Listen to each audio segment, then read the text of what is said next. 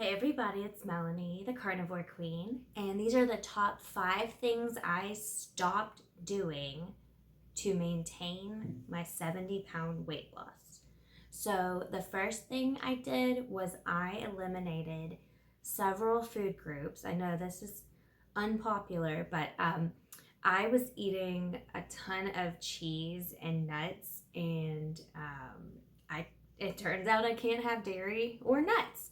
And so that was a huge, I want to say a huge breakthrough by eliminating those things. That's when my weight really like dropped.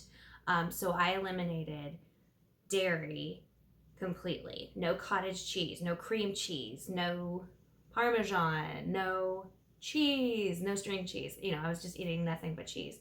And I realize now that I was addicted to cheese. There's actually there's I guess a substance in cheese called casomorphin, and so it's like, I guess it lights your brain up the way, one of these other things does that makes you addicted and happy and wonderful. So I got rid of the dairy and the nuts, and a lot of people, they just think you can't do that because you gotta have, calcium and fiber and all these different things. Well, I don't eat that. So, number 2, the thing that I got rid of and I stopped doing to maintain my weight loss was snacking.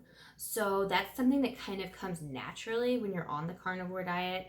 You stop snacking all day and you're full and you're actually not hungry constantly. In fact, you almost have to like stop and be like, I think I need to eat. I'm not sure. It's been a while. I mean, you can go like super long periods of time without eating. So it's incredibly, it's great on all different levels. But yeah, I used to snack constantly. And that, once I went carnivore, that just stopped. Now I'm about like 2 meals a day on average. Some days it's more, some days it's less. I don't weigh anything. I don't count anything. I just eat intuitively, which you can't really eat intuitively if you're eating processed foods because it actually screws your brain up and makes you crave and want more, even though you just ate. So that's something that I had to figure out. Number 3, the number 3 thing I stopped doing was consuming like artificial sweeteners, so like gum, Diet Coke, the sugar-free creamers in the coffee, things like that. That was really hindering my weight loss. That was just, it was keeping that. I don't know if it was actually keeping weight on me or if it was just tricking my taste buds into constantly seeking sweet.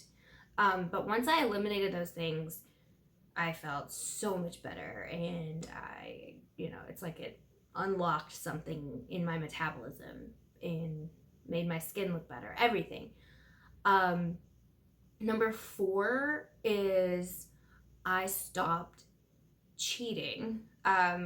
When I started, when I was on keto, I would still cheat, like for different events, like birthday, and guess what? It's always somebody's birthday, or going away party, or baptism, or first communion. I mean, it's just like that right there is always gonna be, a thing in your life, or these parties, these events, and you can't get around that because you want to celebrate and help all help. You want to celebrate these people, but you don't want to hurt yourself and in the meantime. And so I had to stop cheating and stop saying, oh well, this one time won't do anything, because it does. And number 5, this one's kind of unpopular, but I stopped weighing myself. I had this like super nice scale that measured like your water and your fat and all this stuff, and then I had an app, on my phone, and I would check it all the time. And being obsessed with your weight is one of those things that's just so crappy.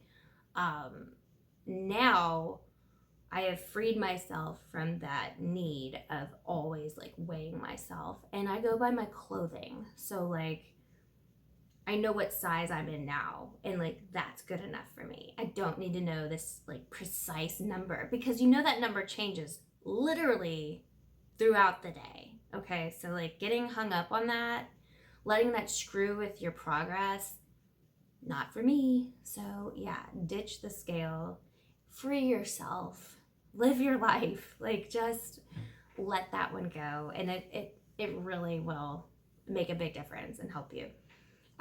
So yeah, those were the 5 things that I stopped doing to maintain my 70-pound weight loss.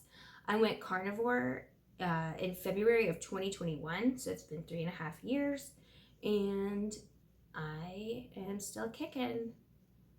Yeah, I hope this video helped you in some way, and if it did, let me know in the comments. I would really appreciate it if you shared it too.